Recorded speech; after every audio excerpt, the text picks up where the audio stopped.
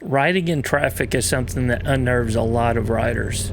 But there are two mottos that I live by and I try to develop my motorcycling around. The first is to develop my skills to the best of my ability. And the second is to ride on the road in a manner in which I never have to use those skills. This week on MCrider, let's explore that, and I'll give you 2 things that you can do to greatly enhance your safety on the road.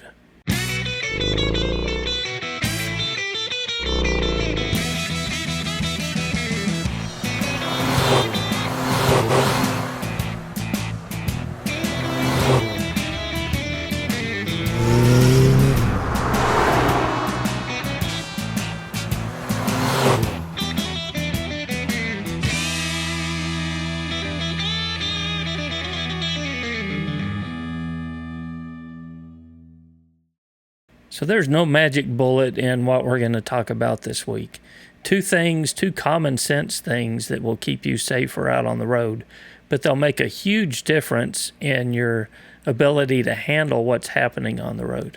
The first of those is following distance. Keeping a good margin of distance between you and the vehicle in front of you. And the second is lane position. Right? 2 common sense things.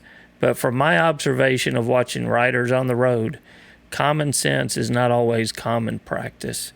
So we'll bring up some diagrams this week. We'll talk about what good lane position is, and we'll talk about what a good following distance is, and how that can make a huge difference in your riding in congested areas. So here's a typical 2-lane road situation. It's 70 miles per hour, and we've got traffic coming in both directions. So what I see many motorcyclists doing is riding right here in this worst possible position. So what makes this lane position so bad? Well, first, the following position is horrible. The rider is directly behind the car in front of him. He is going to have to slam on his brakes if the car in front of him slams on his brakes. And plus, he has no visibility up the road, so he can't see if there's a large obstacle in the highway up ahead of him, which that car may be able to just drive over the top of, but because of where the motorcycle has placed himself on the road, he is going to hit any obstacle that car drives over the top of. So one of the big advantages that we have in riding a 2-wheel vehicle is we've got some choices in our lane position. The cars are kind of stuck. They have to drive right down the middle of the road. But a motorcyclist really has 3 different choices. They could ride in position A, B, or C to improve their visibility up the road. So there's 2 things that this rider needs to do to improve their situation. First, they need to increase their following distance. Next, they need to improve their lane position so that they can be seen and so that they can see up the road. But which is the best lane position in this scenario, A, B, or C? So there is no answer to that question that applies 100% of the time. But this is one of those things that I try to simplify in riding down the road. I ask myself 2 questions. How well can I see, and how well can I be seen?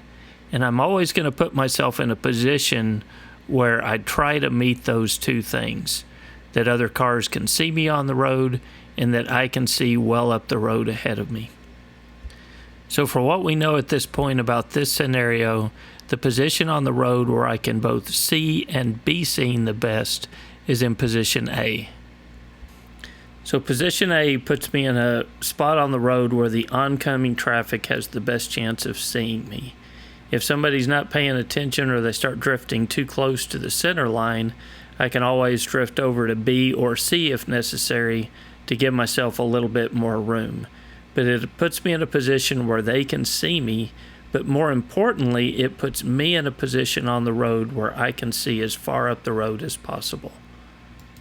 So our goal is to see and be seen, but sometimes we get ourselves in a position where we have to choose one over the other, because we can't always get in a road position where we meet both of those objectives. So if I have to choose one over the other, I'm always going to choose how well can I see up the road. I'm always going to place my motorcycle in a position where I'm in the best possible lane position to see as far up the road as possible. because distracted driving is on the rise. People are coming towards us, they're updating Facebook, they're sending text messages, they're messing with the radio. So I want to be in a position where they can see me, but I'm not going to trust that they do see me. But I am going to be in a position where I can see them and I can make adjustments on the road as necessary. Another important point to emphasize here is just because I'm choosing seeing up the road over being seen in certain scenarios doesn't mean I have to stay there. One of my responsibilities as a rider is to put myself in a position where I can see up the road and be in the best possible position to be seen. So let's change our scenario up a little bit. Instead of being on a 2-lane road, now let's put ourselves on a 4-lane road. So now our rider has more choices to make. They've got 2 lanes to choose from and 3 positions in each lane to choose from. The scenario may have changed, but our principles stay the same. Always put yourself in a position where you can see and be seen. A common argument that I hear about following distance, both in the comments on the YouTube section and discussions with people in person, is that they say following distance only invites cars to fill up that gap in front of you. And riders say because cars are going to fill that gap up, they're going to maintain a following distance similar to this to keep other cars from filling that gap up as well. It is true that if you leave a gap on the road, another car is going to fill that gap up. But why would you allow the other driver to affect your safety? By continuing to ride in that position, you're putting yourself at a huge disadvantage on the road. There's a few things that you could do. First, you could change lanes to increase your space and distance between the vehicle in front of you. If the car's going slow and you've got room up ahead, you could pass the car and increase your following distance again and your margin safety around the other vehicles. Or you can slow down temporarily to get that space between you and the vehicle in front of you. The key thing is don't allow the traffic around you to put you in a bad situation. You can always create more space for yourself by slowing down, changing lane positions, or passing slower vehicles on the road. For 10 years, I commuted back and forth in Dallas-Fort Worth area on a motorcycle to and from work, in some of the heaviest traffic that you can find in the country. The first 5 years of that, I was riding a motorcycle, not knowing any better, similar to the way you would drive a car in traffic. But after that, I got caught up in an accident. There's a video about that. But I got caught up in that accident, and then I started seeking training and eventually becoming a riding instructor. Post-accident, my riding time back and forth in DFW, I reduced the number of incidents by 80% or more. Just the number of times that I had close calls, the number of times that I felt like I might be in danger on a motorcycle was greatly reduced. And the 2 biggest things that contributed to that were lane position and following distance. Those are really simple things, but they're things that I see riders in Dallas-Fort Worth all the time making a mistake on.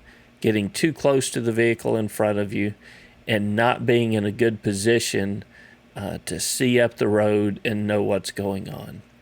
So this week, let's focus on the basics. Get yourself in a good lane position, establish a good following distance, and maintain that. You'll be amazed at how big a difference that makes in your protection, your safety, and your time to make adjustments out on the road. If you like this video, I hope you'll consider subscribing to us. You can hit that bell icon next to the subscribe button, and you'll get a notification when new videos are posted. We release new training videos every Friday morning with occasional other videos thrown in between. So consider subscribing to us, and if you want to get more involved, MCrider is made possible by our friends on Patreon who donate on a monthly basis to help keep the site up and going and to help me afford the time to be able to present these videos to you guys. So I hope you'll consider supporting us on Patreon as well. But until next week, guys, it's Kevin with MCrider, and we'll see you on the road.